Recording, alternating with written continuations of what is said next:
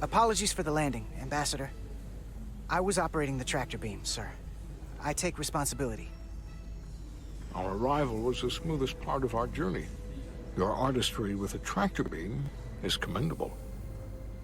We thought we were This doesn't make no sense. Spock still is hanging around at the era where this is taking place, so... Absolutely. Okay. Storm has And I will say, he's not... He will be on the ship for a little while, then he will leave. He is not going to become like, you know, this very important character who's just hanging around in the background of every shot. So we attempted reversal at warp speed, only to find that we could not achieve warp at all. Even though our diagnostics computer showed... It's hard for me to calibrate how exciting this should be. What do you make of it? Because... when all indications say that warp speed is possible. Yeah. But this is not the same situation. We find... But, like, when Sea of Thieves did its Pirates of the Caribbean stuff, well, I actually remember being particularly unenthusiastic about Jack Sparrow appearing in Sea of Thieves. Warp drive. Yes. Because on some level, it's like the Sea of Thieves vibe is it's like, hey, this is our like pirate story. We'll get to the bottom of But if like Johnny Depp shows up as fucking Captain Jack Sparrow, the very least problem that is nonetheless like something that you have to contend with is that this is now Jack Sparrow's pirate story, and you're just kind of in it. I'm honored to have you aboard. I'd like to get right to it. We're already behind.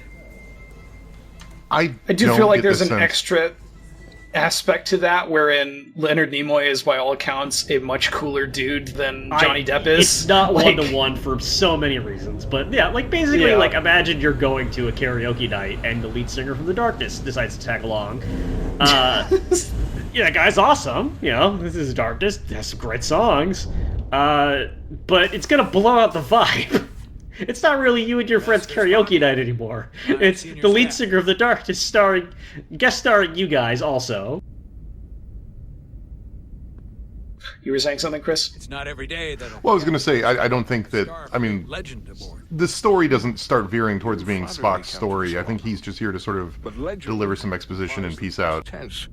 Yeah. Well, he's going to be around for our first bit of the mission, but then he will kind of peace out after that. Stuck in the past. Because basically we are... not the most diplomatic choice of words. Why the fuck is this guy even a captain? My God. Let's focus on the future. We're all curious about the future, Ambassador. Specifically, what exactly are we getting involved in here? Yeah, like it's... I guess I just have a certain sensitivity to feeling like I'm opening for a bigger character in a franchise game. Like, we're the opening act for X character, but... Yeah. What is the worst character that could have gotten off that shuttle, but it's like it's still a known Star Trek character? Illyrians are the more advanced species. Okay, is this like carte blanche worst character, or worst character in terms of what I'm talking about? No, like just like I was thinking like Tuvix walking off there would be just great, but Tuvix is dead. I know. I just want to throw giant holes in the cannon. While the Hotari have served as the labor force. Like in terms of a character who could walk off the shuttle and make me go fuck. Let's see. Quark. Control of the mining operations. Yeah. I don't know. No, at least Quark is going to cause a problem you have to fix, right? He's not going to fix it. Official story. I also feel like he's more of an appropriate sized known character for the role that we're talking about. Like Picard just shows up and he's doing ambassadorial stuff now, I guess. I don't want to open up any cans of worms or anything, but I actually legitimately would say Wesley Crusher is a pretty good answer. Have the Illyrians retaliated against the Hotari? Or taken any action against them? Surprisingly, they have not yet responded. So this is kind of important exposition we're getting here. Presence. But it is unlikely the relatively primitive Hotari forces would stand a chance. Basically, there's an open war. left unchecked. A low-level warp-capable civilization hanging out with another civilization in their neighboring system. They had a dilithium mine that basically the more advanced species set up and then used the less advanced species for the hard labor in the mine. So, and for the Hatari, something is better than nothing. Peace is our objective, after all. The way that scarcity comes and goes in Star Trek is still weird to me. The Hotari just won their independence. It's hard to believe they would give that up just for Like, profit. scarcity has been solved at an individual level. Like, you could have clothes and food or whatever. That's trivial to replicate. But, like, when it comes to Empire-level resources, things like the lithium crystals, empires go to war over that. And that's just, it's weird, right? Like, colonialism still exists in that sense, but not hunger. speaking of... Oh, whoops, we have an economic incentive to assist one side. Sources its dilithium from a lot of places. Right, I mean, like, that's the thing, you know, you can get rid of the market, but you can't get rid of economics. That means the Hotari have no reason to trust us. I wouldn't go that far. If you've beaten economics, you're just a We are god. completely neutral in this matter, on neither one side nor the other. Any suggestion otherwise would compromise our position. Given the Federation's involvement in the iridium-dilithium trade, Captain Solano and I must make every effort to appear neutral in these negotiations. What worries me is if this whole thing unravels, and we're at the mercy of the storm at less than full strength. We can't let it come to that. Considering what the ion storm has done to our ship, and the ambassador's ship. We've got a lot of balls in the air. Maybe we should reschedule. Recent surge in the energy disturbance. Sorry, we can't come to deal with your extremely serious dispute. Correct. The energy anomalies... Hey, Can you imagine zoning out in the middle of a meeting and you wake up to hear your commanding officer say, it's a perfect They've never storm? been observed on the order of magnitude we have seen in recent weeks. That may answer why the Hotari were able to strike back after so long. They finally had an opportunity, and they took it. That would also explain... Like, as somebody who occasionally has problems where they're in a meeting and need to piece together from context what the last, 30 seconds to 15 minutes were. Star Trek is... I should not be a Star Trek fleet officer. We're operating on a strict timetable here, and we're going to be leaving for the negotiations shortly. Oh god, Commander Westbrook, all the times I zoned out in the middle of leverage our meetings. investigate My the old anomaly job. Here while we're gone. So you're just waiting for somebody to, like, say your name or address your responsibilities. Because, like, you have to be here because you have to be accessible, but the odds of... You can tell if the odds of you actually being relevant to this or this being relevant to you are high. Introduction. My first Have you guys seen the TNG outtakes where Michael Dorn's not paying attention, where he's zoned out while Patrick Stewart's giving his thing? Our official capacity. Yeah. As representatives of the Basically, it's basically Picard doing a long speech about we got to do this, and then we must do this. Number two, was it Riker or was it Worf? Commander Ryder could was Worf. Okay, and he's like, I think he's talking to someone else, which is why Michael Dorn was zoned out, and he's like, my security officer will lead you down there, and then it's like an awkward pause, and then Patrick Stewart has to be like, in this case. that's you, Worf. It would be unconventional, but I'm It's not great. opposed to it. With all due respect, Ambassador, I'm not a trained diplomat. That's exactly what we're going to leverage. I began my time in Starfleet as a science officer, not as an ambassador. We must be adaptable in the line of duty. Well, I hope Commander Rydek will have more luck finding out what really happened than we will through official diplomatic channels. The fate of the So basically, they've pretty much come to the conclusion, yeah, we're probably not going to be able to do anything in any official capacity, so go mingle with the guests and see what you can dig up. And don't cause a massive diplomatic incident, please.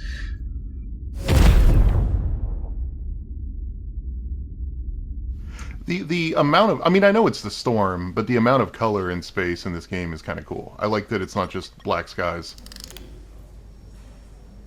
It's does seem to very be the trend. nebula-y.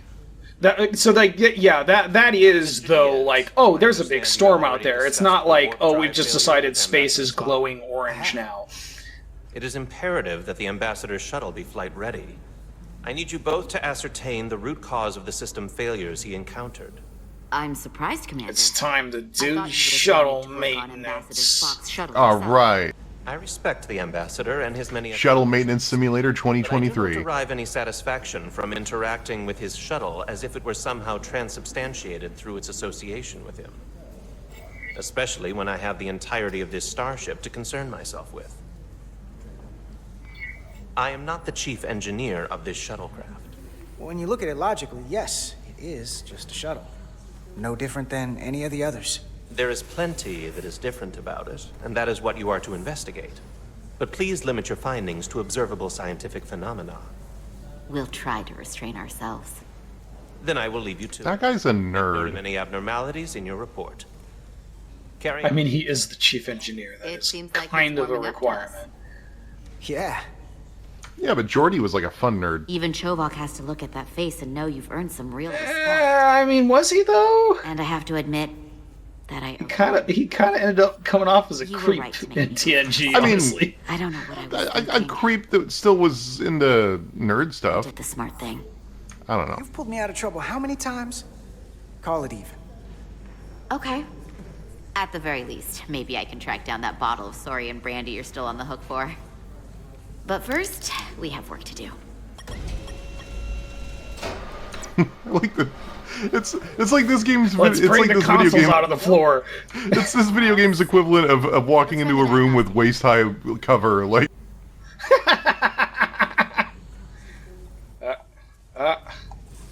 Push the buttons.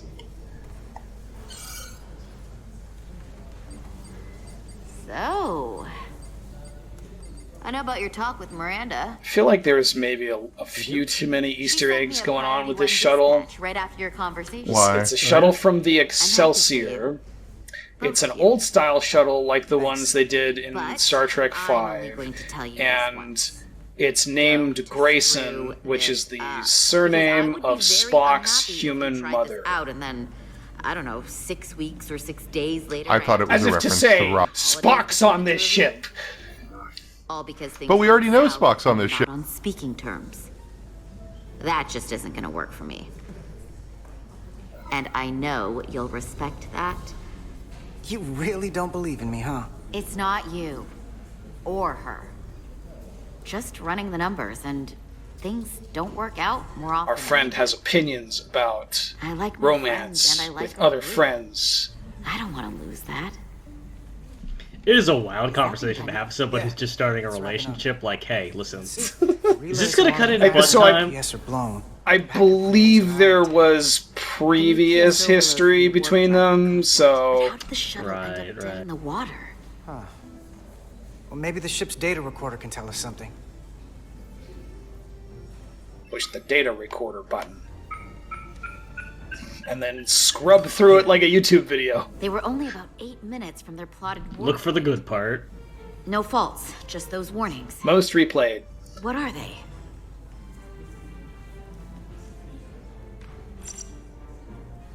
Subspace variance out of tolerance. What does that mean? It means the main navigation array lost Man. out of space somehow. Will the array going offline cause that? Man. Yes, but it should Just have like- also thrown a fault code.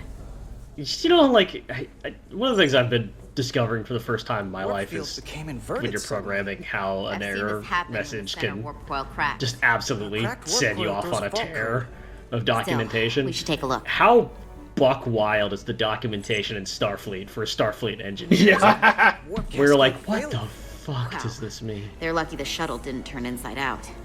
Makes me think the computer Oh, it panicked created a when the warp wormhole equation- to an alternate dimension. Any one of these failures should have thrown a fault. If it was caused by a system failure. None of this caused the relays to blow. Roll forward to when that happened. Yes, ma'am. Like, people talk about, like, Starfleet is the best of the best of the best. So I here, imagine they you take a do moment to get basically, their like, bearings need to and they be, attempt to re-engage like, the warp an drive. Einstein-level genius That's to the be able relays to blowing. conceptualize what these kinds of extreme look, edge there's case another error warp messages and, like, data points and computer signals could possibly mean. They're all the same. Subspace variance out of tolerance, or warp inversions. Finally, there's a complete warp. Which failure. is ironic with these characters because they're non-commissioned officers, which means they did not go to the academy. They just signed up, got training, and got posted somewhere. Divide and conquer. You want to check the warp coils or the navigation array? I'll check the other. I love the idea of going on like Starfleet Stack Overflow. Check the warp coils. I'll check the nacelle for a packed coil. They've got an entire search engine for just like something weird happened. Oh, okay, right. Yeah, we got why? What does main menu do? No, do you want to exit the game now that we've given you a tricorder? Yeah, it seems like a good topping point. What the fuck? Yeah, it's just going on like fucking Starfleet Stack Overflow and posting like, hey, my first officer disappeared, but I can still hear his voice in the hallways. Anybody else experiencing an error like this? It's like, have you tried rebooting your transporters? So okay, stop talking. What I was talking about with this stuff. You may have more just killed him. This will come up multiple times with the tricorder, so it's okay, but there are some things where you will get a big preamble about a minigame that happens twice. Yeah. I love this. This is I love the fact that the game lets you futz with the technology of the world. This is like my favorite thing about this game. Right, let's scan the chemicals. I also legitimately love that this is basically a Texas Instruments tricorder. That's the way it looked like, though. Yeah, no, that's what I'm saying. Like, yeah. Bioscan. And with like the lights and stuff, it treads a very fine line between like this is photogenic, like TV device. This is an effective gameplay aid. This looks right, and this also looks like the completely meaningless blinking lights of the television show. Yes. Which that's like I was talking about how the main like conversation select interface looks bad, but like that was great. Like that was very well designed. Must be the navigation array. Except it's not. Checked and double-checked. Well, the readings don't lie. Here comes the security detail. Like, it looks appropriately stupid and meaningless, while also having a very pointed, meaningful gameplay impact.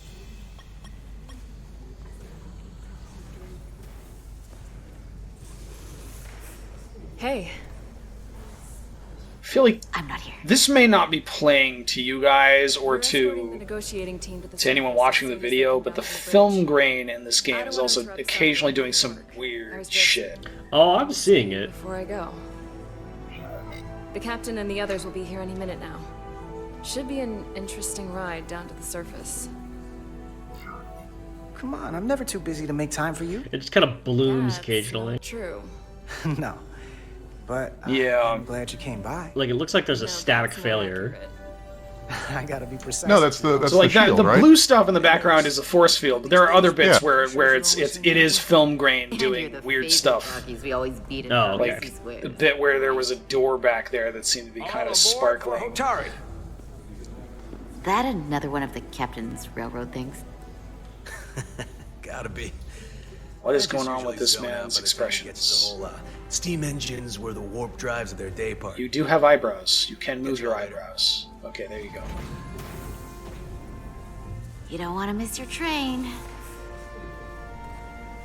Well, Josh, you wanted train references. Now we got them. Have to go. Yeah. Not gonna lie, I'd rather not leave right now. More important things on my mind. Yep. This is the romance you asked for. And then nothing bad happened. The end. Yeah, it was. Save some of that for when I get back. You've got a deal.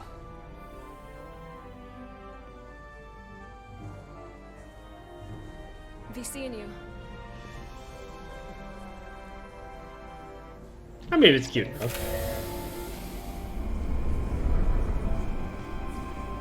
Has Star Trek ever had like a really good romance? At Solar de Diaz. Ooh. If you could No. go back down to reality, we still have a ways to go. Gonna go with no.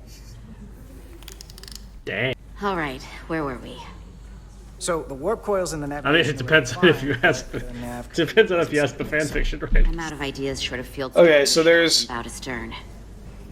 You got Kira and Odo, Worf and Dax. Oh, real hands-on maintenance. I like it.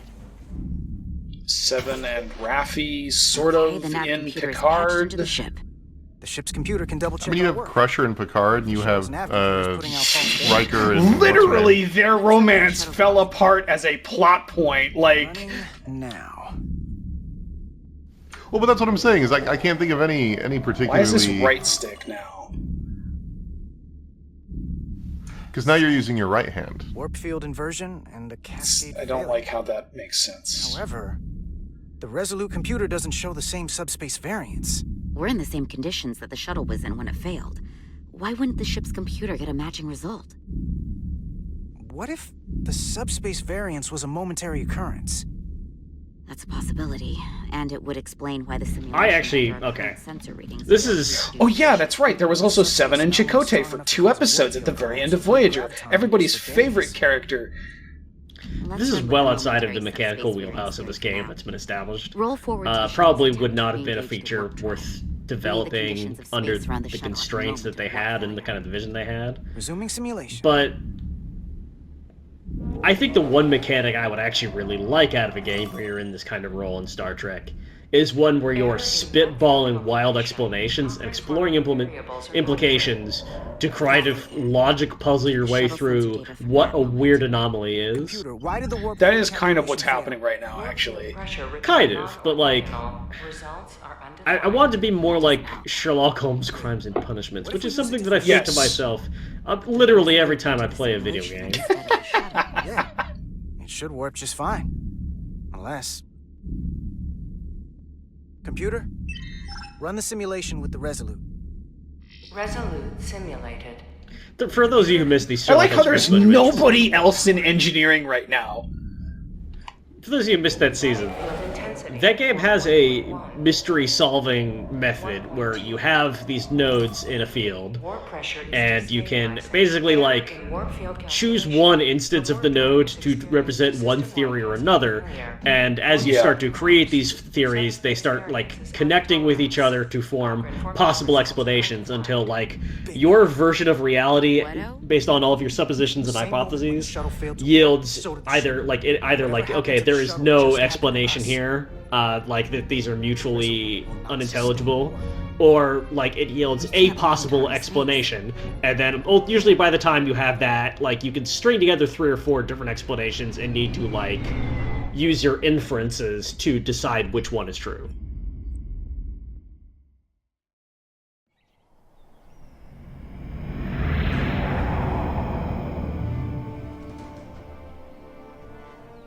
It's a great mechanic, and I feel like even they just kind of said, well... Did their subsequent games use the same method, or...? I'll be completely honest with you, I checked out after... I checked out of their subsequent Sherlock Holmes games because none of them seemed as good. Welcome to Hotari. It's not an incredibly resounding endorsement. My name is Tyler. The thing is, like, they really did a different thing. I wish there were every time games they made that did a game. this. But then I stopped playing the games from the developer that did this. Well, yeah, because, like, that's the thing. That developer really kind of changed what they were doing every time they made a game. I've played a lot of their games before Crimes and Punishments came out, and none of them play like Crimes and Punishments, and as I understand it, a lot of them basically don't play particularly like Crimes and Punishments afterwards either. Yeah. I saw they implemented it similarly in the Forgotten City, or what? No, it wasn't the Forgotten City. Sunken City. This is the one about the. This is Galvin, and this is Citron. So the society where everyone gets turned into statues if you do one wrong thing. I think that's the Forgotten City. I don't know. No, it's not.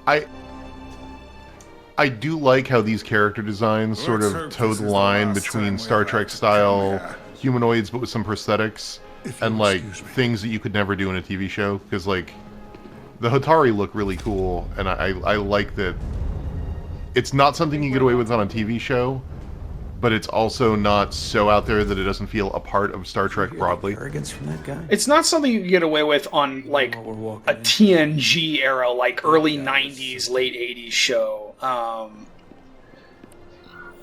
But I think you could do it now. But let's keep an open mind going into the negotiations. Hopefully he's just one voice amongst many. But yeah, I do like that they're not like so out there, like, well, doesn't even look like Star Trek anymore. We must show them the proper respect. But they're also not just like... Well, I mean, we are a character that literally just has a forehead ridge to signify that we're not human, but... And then Spock has pointy ears, like, yeah. Yeah.